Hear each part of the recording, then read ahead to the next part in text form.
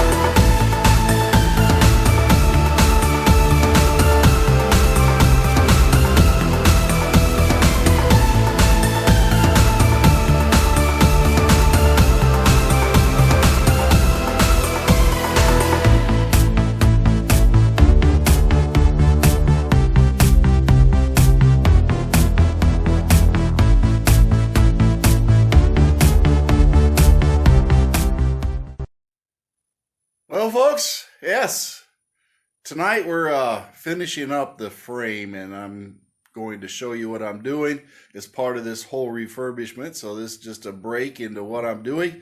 I've gotten everything else done. I've told you about and shown you, so now we're going to fluid film the inside of the frame. So let's go ahead and get that done, and I'll show you what I'm doing.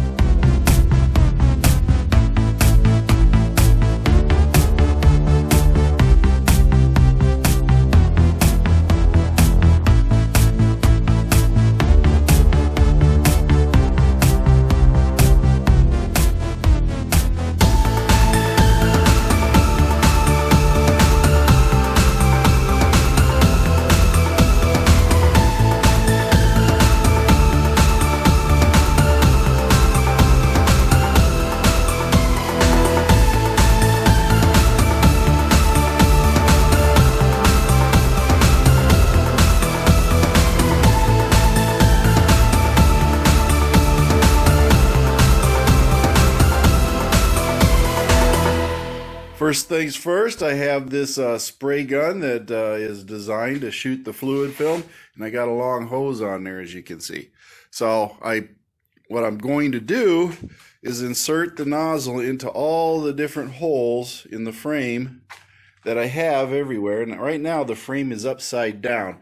I want to get it in the top of the frame and then hope that everything sort of leaks down and into the frame. But there's a lot of different openings that I can insert this in and hopefully give it a good covering in right here. So we're going to go ahead and get it all done and get it filled up. And the fluid film I'm using is the black fluid film right here. That's right. I do have the heater on it warming it up because the garage is quite cold, but I have to turn the heater off to run the air compressor. So that's the way we're at. But again, let's go ahead and fluid film this thing, and I'll do a little time lapse here, so enjoy the music while I go ahead and fluid film this thing.